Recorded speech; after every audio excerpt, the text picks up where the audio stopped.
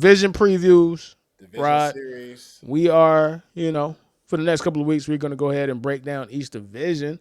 So, we got to start with the division that is near and dear to your heart, the division that you have been supporting and rooting for pretty much your entire life, man. The AFC East, the beast of the East, man. So, Rod, how do you feel about the AFC East going into the 2025 season, man? Do you have any comments and concerns? Are you scared of anybody? Scared of anybody? You feel me? Do you feel So, like y'all could take the Buffalo Bills this season, man? Where are you at with the AFC East, man? Talk to the people, dog. all right, man. All right, look, man. Listen, man. We will get into a little bit of all these teams, and I just have a few questions to ask about every team, or just a few points, right? So, look, these are my division rivals for the fans who already watch us and for the fans who are coming. We actually have a very, very broad NFL fan base. We have fans from like every team on our pod, which I love. That was the point, right? So, but this is where it gets hard for me, Herbie. It is hard for me to talk about any of these teams objectively, but I'm going to try. I'm going to try, y'all. I'm going to try to be objective. So, the New York Jets, Jets suck. All right, now let me stop. Let me take it seriously, right? Look, the Jets are a team, Herbie, that I never have expectations for the Jets, Herbie. I do. I can't. I don't sleep well in a world where the Jets are better than the Dolphins. Football has not been good to me as a Dolphin fan. I wasn't raised in the era of watching the great Dan Marino. I wasn't born in the 60s to enjoy the 70s Dolphins. Like I was born in the mediocre 500 god 8-8 Dolphins century, right? The dark century of the Miami Dolphins. But this is what I will say about the Jets, Herbie, if I'm trying to be objective. They have an opportunity to be 2 games better than last season. What I can say for them, Herbie, is that the Jets have a lot of talent on that team that is like kind of surprising. And what I mean by that is when you look at the Jets on both offense and defense, from a skill position player perspective, you think about their running back tandem, for example. Brees Hall and Braylon Allen is actually a pretty good running back tandem. You add into the fact that Justin Fields, who's known for being a mobile quarterback, they can have potential to be a really scary rushing team, to be honest with you.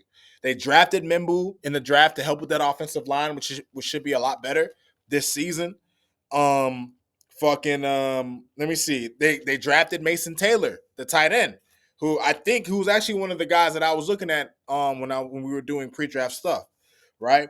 And the main thing, Herbie, is the coaching, right? They went again with a defensive coach.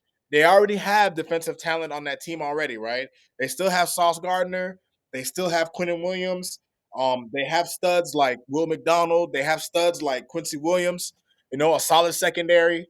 So, the Jets aren't going to be as bad, I think, as they were last season. I think they're going to catch a lot of teams early by surprise. I think defensively they should be a lot more sound. And they have the opportunity to be a top 10 defense. They have that kind of talent, and with the coaching, it can mix. But Herbie, Justin Fields at quarterback, like, are we being serious? Like, how many times are we gonna do this experiment? You know what I mean? And shout out to hey, there we go. Jets are trash. Pats are an underdog, dark horse team for the AFC East, which I'm gonna get. Let me get to them right now. As a matter Wait, of wait, wait, wait. Before you get to them, and we could blitz through because we up against it, and we just blitz through the rest of the teams. How do you feel about this Garrett Wilson contract, man? talk to me about 90 M's to Garrett Wilson, man. Garrett Wilson is making more money than AJ Brown right now. ridiculous, dog. And it, Like, you know what? I say it's ridiculous just because, like, he's a talented receiver, Herbie. But yeah, for sure, is he absolutely. better than AJ Brown? Oh, No, now granted, AJ Brown, it's all about timing, right? So, right. still at this point, I think he is behind. Who is he behind? He's behind Justin Jefferson. He's behind Jamar Chase, obviously. These wide receiver contracts, because of what the Jaguars gave Christian Kirk like 6 years ago, has Yeah. completely wrecked the market for wide receivers, bro. Yes, Like sir. when the Jaguars gave Christian Kirk 20 million a year, the price yesterday's price was not today's price, dog. Ever Yes, since then, sir. so Inflation wide spike. receiver contracts are nuts, like nuts. Garrett Wilson might never ever make a Pro Bowl or like a serious Pro Bowl, right? Like not no alternative six alternative Pro Bowl. Like, nah. No, they Listen, had to pay him. Yeah, we 100%. we 100%. We Yeah, ain't he saying had that to they pay. shouldn't. We're just saying that the there is an imbalance because for quarterbacks are paid, right? Pretty much what they should be paid. Every other position is paid what they kind of should be paid. Wide receiver is the only position where you could be a B minus, B plus receiver and get paid like a plus player. That doesn't happen for any other position, especially for cornerback, right? Like cornerbacks that get paid are the absolute best. You feel me? Derek Stingley got paid because he's the best. Sauce Gardner is going to get paid like the best. Everybody else that's a B or a minus, they ain't getting Yeah, 10 quarterbacks less. and receivers, man, they got the market in the hole, man. They got a hard. Like They it's got the it's market. crazy. Like Terry McLaurin is going to make $33 million a year eventually. Like he's gonna sign his contract. You got to give Terry McLaurin more money than you gave Garrett Wilson. So it is completely out of whack. Like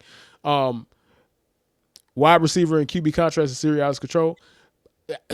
I can't even say QBs because QBs, at least I can understand it because they had like if you are a good quarterback, you're gonna have a good team. That's just what it is, or a competitive team. Right. A good wide receiver, if you don't got a good quarterback, is useless, bro. Like it's a dependent the position. So yeah, it's crazy. Like it's nuts. It There is are nuts. few. There are a few wide receivers like the DeAndre Hopkins of the world, the Justin Jeffersons that can make anybody look good. But even then, you need some level of talent because Tyreek Hill, when Tua's out, has been in it. Like you forget he's on the team. Yeah, I mean, absolutely, so absolutely, to absolutely. your point, yeah. Because depending on the team, if they need them, they got to pay up. No, listen, you draft. Put it like this. I appreciate the Jets doing what they're supposed to do. They drafted him in the top 15. Pay the guys that you draft. You know what I'm saying? Like, and Jay Hitter did it without one because he's Jay Hitter, man. You feel me? Like, think about this. There, Justin Jefferson is only making $3 million more than Garrett Wilson. That don't sound kind of crazy, guys.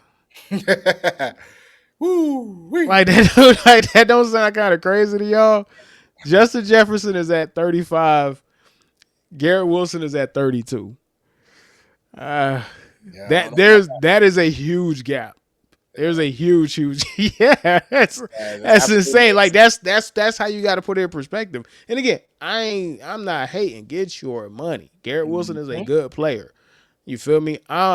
I support all the players getting paid because that makes everybody else more money. So I Yep. support it. It's still kind of crazy though. So